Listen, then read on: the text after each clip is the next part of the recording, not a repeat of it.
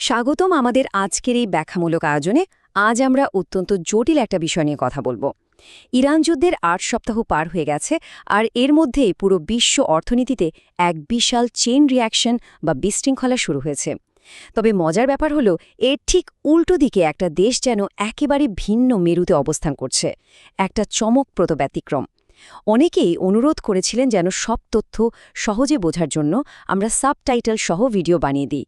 তাই আমাদের আজকের এই পুরো বিশ্লেষণটি সাবটাইটেল সহ উপস্থাপন করা হচ্ছে, যাতে আপনাদের কোনো গুরুত্বপূর্ণ তথ্য মিস না হয়। তো চলুন মূল আলোচনায় ঢুকে পড়া যাক। আজ আমরা মূলত এই ৬টা বিষয় কভার করব: বিশ্বব্যাপী ধাক্কা, হরমুজ প্রণালীর সংকট, এর মানবিক মূল্য, যুক্তরাষ্ট্রের অর্থনৈতিক সুবিধা ও তাদের অভ্যন্তরীণ অর্থনীতি, এবং সবশেষে এর দীর্ঘমেয়াদী ভূরাজনৈতিক প্রভাব। প্রথমেই চলুন বিশ্বব্যাপী যে অর্থনৈতিক ধাক্কাটা লেগেছে সেটা একটু দেখে নিই। যুদ্ধ শুরুর মাত্র ৮ সপ্তাহের মধ্যে পুরো বিশ্বের অর্থনৈতিক গতিপথ কিভাবে উলটপালট হয়ে গেছে সেটা আসলেই অবাক করার মতো। এই সংকট কিন্তু কোনো নির্দিষ্ট অঞ্চলে আটকে নেই। খেয়াল করলে দেখবেন, এশিয়ার বাংলাদেশ ও ভারতে জ্বালানির অভাবে বস্ত্রকলগুলো বন্ধ হয়ে যাচ্ছে। ইউরোপের দিকে তাকালে জার্মানির বিখ্যাত এয়ারলাইন লুফথানজা তাদের ২০,০০০ গ্রীষ্মকালীন ফ্লাইট বাতিল করতে বাধ্য হয়েছে। আসলে বিশ্বের শীর্ষ ২০টি বিমান সংস্থাই তাদের ফ্লাইট কমিয়েছে, কারণ জ্বালানির দাম লিটারেলি দ্বিগুণ হয়ে গেছে। ওদিকে ভিয়েতনাম, দক্ষিণ কোরিয়া বা থাইল্যান্ডের মতো দেশগুলোতে বাধ্য হয়ে জ্বালানির রেশনিং শুরু করতে হয়েছে। মানে বুঝতে পারছেন তো, এটা নিছক কোনো স্থানীয় সমস্যা নয়, রীতিমতো একটা বৈশ্বিক চেইন রিয়াকশন। এই পুরো পরিস্থিতিটা বোঝাতে ভারতের কেন্দ্রীয় ব্যাংকের সাবেক গভর্নর রঘুরাম রাজন দারুণ একটা রূপক ব্যবহার করেছেন। তিনি বলেছেন, পানি ফুটছে, ব্যাংকটা ভেতরে আছে, আর তাপমাত্রা ধীরে ধীরে বাড়ছে। এর মানে হলো, বিপর্যয়ের মাত্রা হয়তো আমরা রাতারাতি টের পাচ্ছি না, কিন্তু পরিস্থিতি ক্রমশ ভয়াবহ হচ্ছে। এশিয়ার দেশগুলো এখনই জ্বালানি সংকটে ঢুকছে। যুদ্ধ দীর্ঘায়িত হলে একের পর এক কারখানা বন্ধ হওয়া ছাড়া আসলে আর কোনো উপায় থাকবে না। এবার দ্বিতীয় পয়েন্টে আসি: হরমুজ প্রণালী সংকট আর গ্লোবাল সাপ্লাই চেইন বা সরবরাহ শৃঙ্খলে ফাটল। হরমুজ প্রণালীতে জাহাজ চলাচল বন্ধ থাকায় সরবরাহ শৃঙ্খলে এক অদ্ভুত কিন্তু মারাত্মক সংকট তৈরি হয়েছে। একদিকে হিলিয়াম, অ্যালুমিনিয়াম ও ন্যাফথার মতো অতি প্রয়োজনীয় কাঁচামাল আটকে আছে, আর এর সরাসরি প্রভাব পড়ছে আমাদের দৈনন্দিন জীবনের ভোগ্যপণ্যে। কি ভাবতে পেরেছিল বলুন তো, একটা প্রণালী বন্ধ থাকার কারণে বিশ্ববাজারে মাইক্রোচিপ থেকে শুরু করে কন্ডম পর্যন্ত সবকিছু সরবরাহ ব্যাহত হবে। এটা আমাদের একেবারে চোখে আঙুল দিয়ে দেখিয়ে দেয় যে আধুনিক বিশ্ব অর্থনীতি কতটা গভীরভাবে একে অপরের ওপর নির্ভরশীল। ৩ নম্বর বিষয় হল এর মানবিক মূল্য। সামষ্টিক অর্থনীতির এসব বড় বড় ডেটার বাইরে এবার একটু সাধারণ খেটে খাওয়া মানুষের বাস্তব জীবনের দিকে তাকানো যাক। এই সংখ্যাটা একবার দেখুন। রান্নার গ্যাসের দাম এক লাফে ৮০ রুপি থেকে ২০০ রুপিতে পৌঁছেছে। এটা কিন্তু শুধু একটা সংখ্যা নয়, এটা সাধারণ মানুষের প্রতিদিনের বেঁচে থাকার লড়াই। ভারতের ২৫ বছর বয়সী শ্রমিক আজ মোহাম্মদের কথাই ধরুন। কাজের খোঁজে প্রতিদিন ৫ মাইল হাঁটেন তিনি। তারপর ট্রাকে ইট তোলার মতো অমানসিক পরিশ্রম করে দিনে মাত্র ৫০০ রুপি আয় করেন। কিন্তু জীবনযাত্রার ব্যয় যেভাবে আকাশ ছুঁয়েছে, এই সামান্য আয় এখন আর তার পেট চলে না। আরেকজন শ্রমিক মোহাম্মদ ওয়াসিমের মতে, যুদ্ধের কারণে তাদের কাজ এখন একেবারেই কমে গেছে। আর শুধু নিজের দেশে নয়, যারা বিদেশে আছেন সেই প্রবাসী শ্রমিকদের অবস্থাও কিন্তু ভয়ঙ্কর। সংযুক্ত আরব আমিরাত বিশ্বের অন্যতম ধনী দেশ হওয়া সত্ত্বেও সেখানে গ্যাস ক্ষেত্রগুলো হামলায় ক্ষতিগ্রস্ত হয়েছে। এর ফলে সেখানে এবং সৌদি আরবে কর্মরত লাখ লাখ প্রবাসী শ্রমিক এখন কাজ হারিয়ে রীতিমতো আটকে পড়েছেন। এরা প্রতিবছর দেশে শত শত কোটি ডলার রেমিটেন্স পাঠাতেন, যা এখন পুরোপুরি বন্ধ হওয়ার পথে। বুঝতেই পারছেন ওই দেশগুলোর অর্থনীতির জন্য এটা কত বড় একটা ধাক্কা।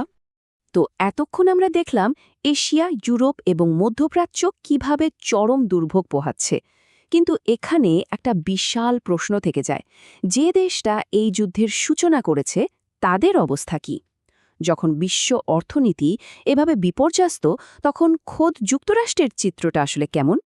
আমাদের ৪ নম্বর আলোচনা হল যুক্তরাষ্ট্রের অর্থনৈতিক সুবিধা এবং তাদের অবিশ্বাস্য স্থিতিশীলতা।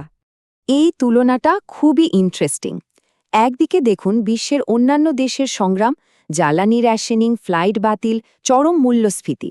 আর ঠিক তার বিপরীতে যুক্তরাষ্ট্রের সূচকগুলো দেখুন, ওখানে প্রবৃদ্ধি স্থিতিশীল, বেকারত্বের হার বেশ কম, আর মানুষের কেনাকাটা বা ভোক্তা ব্যয় এখনও বেশ শক্তিশালী। রয়্যাল ব্যাংক অফ কানাডা স্পষ্টই বলেছে, যুক্তরাষ্ট্রের অর্থনীতির বিপক্ষে বাজি ধরা এখনও বেশ কঠিন। কিন্তু প্রশ্ন হলো কেন? এর মূল কারণটা লুকিয়ে আছে যুক্তরাষ্ট্রের নিজস্ব জ্বালানি সক্ষমতায়।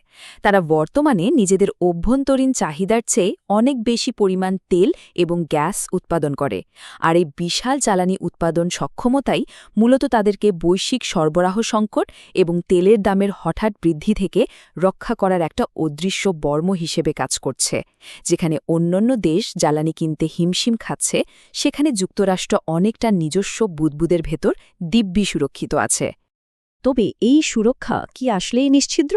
চলুন আমাদের পঞ্চম পয়েন্টে যাই, যুক্তরাষ্ট্রের অভ্যন্তরীণ অর্থনীতি। যুদ্ধ শুরুর পর থেকে যুক্তরাষ্ট্রে প্রতি গ্যালন গ্যাসের দাম $1 বেশি বেড়েছে। বাইরের দিক থেকে সামষ্টিক অর্থনীতি হয়তো ভালো দেখাচ্ছে, কিন্তু এই বাড়তি দাম সাধারণ মার্কিন ভোক্তাদের উপর একটা নতুন ট্যাক্স বা করের মতো চেপে বসেছে। বিশেষ করে যেসব পরিবারের আয় কম, তারা এই আকস্মিক মূল্য বৃদ্ধির কারণে বেশ ভালোই সংকটে পড়েছে। আর ঠিক এই অভ্যন্তরীণ চাপের কারণে ওয়াল স্ট্রিটের ব্যাংকগুলোর পূর্বাভাসও কিন্তু বদলাতে শুরু করেছে। তারা ইতোমধ্যেই অর্থনৈতিক প্রবৃদ্ধির পূর্বাভাস কমিয়ে দিয়েছে। ব্যাংকগুলো এখন আশঙ্কা করছে যে মূল্যস্ফীতি সামনে আরও বাড়বে। সবচেয়ে বড় ধাক্কাটা হল, অর্থনীতি চাঙ্গা করার জন্য আগামী শরতের আগে সুদের হার কমানোর যে একটা জোর সম্ভাবনা ছিল, সেটা এখন প্রায় ছেড়েই দিতে হচ্ছে। অর্থাৎ আপাত দৃষ্টিতে খুব সুরক্ষিত মনে হলেও ভেতরে ভেতরে কিন্তু ফাটল ধরতে শুরু করেছে। আর এই ফাটলগুলোই আমাদের আজকের শেষ এবং সবচেয়ে গুরুত্বপূর্ণ আলোচনায় নিয়ে যায়। ষষ্ঠ পয়েন্ট, দীর্ঘমেয়াদী ভূ-রাজনৈতিক প্রভাব। থিঙ্ক ট্যাঙ্ক পিটারসন ইনস্টিটিউটের প্রেসিডেন্ট অ্যাডাম পোজেন এর একটা চমৎকার বিশ্লেষণ আছে এখানে। তিনি সতর্ক করে বলেছেন যে জ্বালানি খাতের প্রাথমিক ধাক্কা সামলানোর যে সক্ষমতা যুক্তরাষ্ট্র এখন দেখাচ্ছে, সেটা খুব বেশি দিন টিকবে না। সোজা কথায় বর্তমানের এই অর্থনৈতিক সুরক্ষা শুধুই একটা সাময়িক স্বস্তি, এটা কোনোভাবেই দীর্ঘস্থায়ী সমাধান নয়।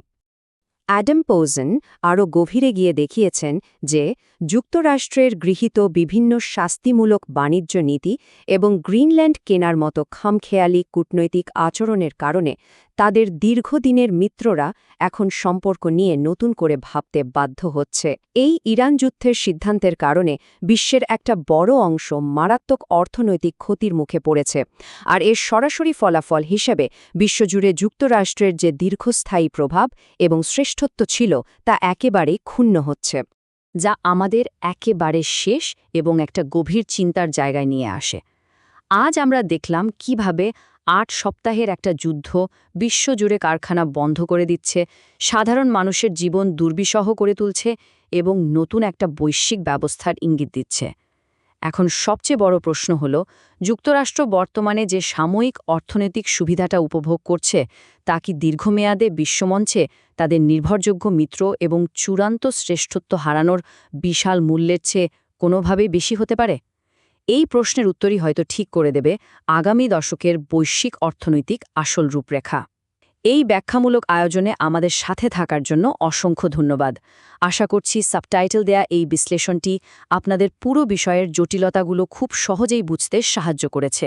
দেখা হবে পরবর্তী আয়োজনে।